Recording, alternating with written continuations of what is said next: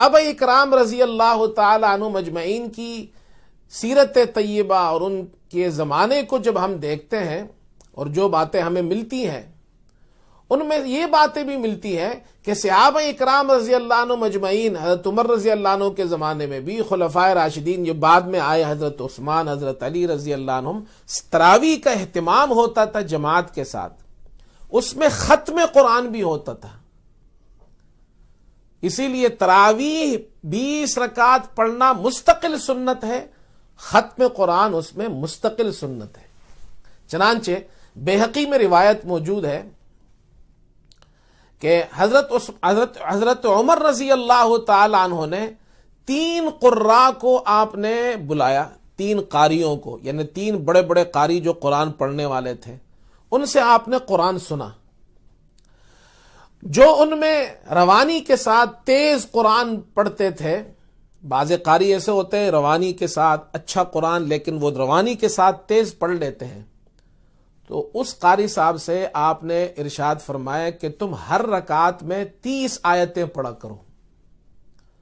دوسرے قاری صاحب سے آپ نے قرآن سنا جو ان سے ذرا آہستہ آہستہ پڑھتے تھے، روانی ان میں تیزی کم تھی، ان سے آپ نے فرمایا تم 25 آیتیں ہر رکعت میں پڑھا کرو۔ اور ان کے بعد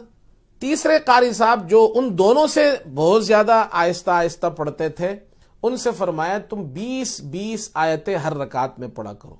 یہ حساب اگر آپ لگائے تو ہر رکعت میں 20 25 30 کا حساب لگائے اور پورے مہینے تراویح کا حساب لگائے تو یہ 1 سے زیادہ قرآن ختم ہوتے ہیں، اس لیے کہ قرآن میں تقریباً 6000 آیتیں ہیں، اور رمضان میں اگر 30 راتوں کا حساب لگائے تو 600 رکعت تراویح بنتی ہے۔ اسی لیے امام ابو حنیفہ رحمۃ اللہ علیہ وہ یہ فرماتے ہیں کہ لوگوں پر بہت زیادہ بوجھ بھی نہ پڑے، اس لیے کہ بہت صحابہ اکرام رضی اللہ عنہ مجمعین، خلفائے راشدین کا زمانہ تو وہ تو ایک بہت اچھا زمانہ تھا۔ آپ نے امت کی آسانی کے لیے فرمایا 10 آیتیں ہر رکعت میں پڑھا کرے۔ امام اعظم ابو حنیفہ رحمۃ اللہ علیہ وہ یہ فرماتے ہیں، انہوں نے یہ مشورہ دیا ہے، اس لیے کہ تراویح ہر روز 20 رکعت تراویح ہوگی اور پورے مہینے میں 600 رکعت ہوگی، تو 600 کو 10 سے ضرب دے تو یہ 6000 آیتیں بن جاتی ہے، یعنی گویا پورے رمضان میں آپ قرآن پڑھیں گے تو ایک قرآن آپ کا ختم ہو جائے گا روزانہ، اگر تقریباً 10 آیتوں کے حساب سے ہم پڑھیں گے۔ جیسے ہمارے یہاں سوا سپارہ شروع میں پڑھتے ہیں، پھر ایک سپارہ پڑھتے ہیں اور پھر 27 میں ختم کرتے ہیں، کچھ لوگ 29 میں ختم کرتے ہیں، تو یہی معتدل طریقہ یہی ہے، روزانہ سوا سپارہ اور پھر ایک سپارہ، تو 27 میں یا 29 میں ایک قرآن ختم ہو جائے گا۔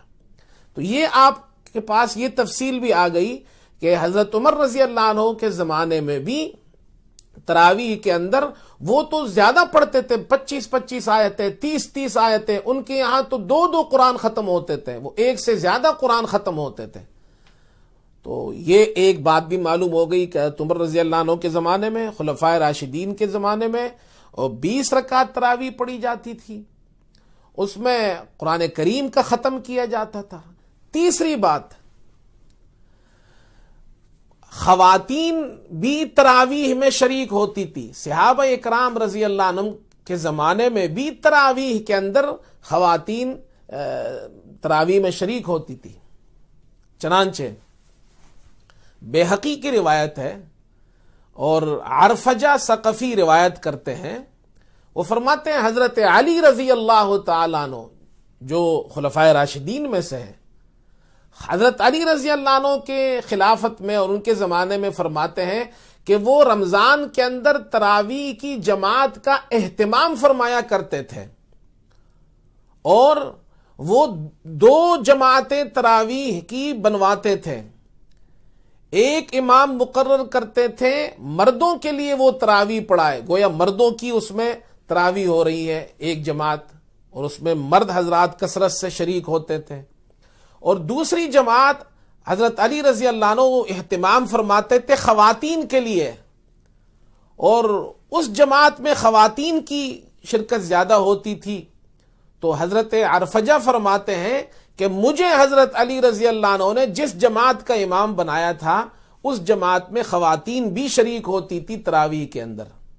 اس سے معلوم ہوا صحابہ اکرام رضی اللہ عنہ کے زمانے میں خواتین تراویح میں شریک ہوتی تھی، لہٰذا خواتین مسجد میں جائے۔ ہمارے یہاں برطانیہ میں الحمدللہ مسجدوں میں خواتین کے لیے باقاعدہ ایک روم ہوتا ہے، ایک ہال ہوتا ہے، اور ان کی الگ سیپریٹ راستہ ہوتا ہے، ان کے لیے الگ وضو خانہ ہوتا ہے، الگ ٹوائلٹس ہوتے ہیں، الگ کمرہ ہوتا ہے، وہ وہاں جا کر باقاعدہ نماز پڑھتی ہیں، تراویح پڑھتی ہیں۔ تو ہمارے یہاں اس کا اہتمام ہوتا ہے، جن مساجد میں ہوتا ہے ان مساجد میں خواتین جائیں۔ تو رمضان کے اندر سب سے بڑا فائدہ یہ ہوگا کہ تراویح کی سنت ہم پڑھ لیں گے۔ دوسرا بڑا فائدہ یہ ہے ہمارا قرآن ختم ہو جائے گا۔ دیکھیے، میں عام طور پر یہ ایک فضیلت سنایا کرتا ہوں کہ جو لوگ حافظ قرآن نہیں ہیں، کتنے مسلمان ایسے ہیں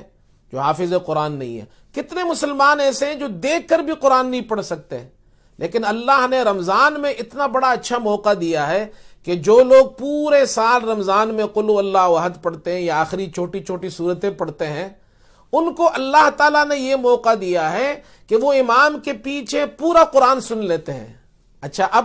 آپ قرآن تو سن رہے ہیں اس لیے کہ اللہ تعالیٰ نے آپ کو حکم دیا وَإِذَا قُرِئَ الْقُرْآنُ فَاسْتَمِعُوا لَهُ وَأَنصِتُوا لَعَلَّكُمْ تُرْحَمُونَ۔ جب قرآن پڑھا جائے تو تم خاموشی سے سنو، کان لگا کر سنو تاکہ تم پر رحم کیا جائے۔ تو یہ جو امام صاحب قرآن پڑھ رہے ہیں یہ آپ کے بہاف پڑھ رہے ہیں۔ حضور صلی اللہ علیہ وسلم نے ایک حدیث میں ارشاد فرمایا کہ امام کی قرات مقتدیوں کی قرات ہوتی ہے، یعنی وہ آپ کے بہاف پر پڑھ رہا ہے، سب کے لیے وہ پڑھ رہا ہے۔ تو اللہ کے یہاں گویا آپ کو بھی پڑھنے کا ثواب مل رہا ہے،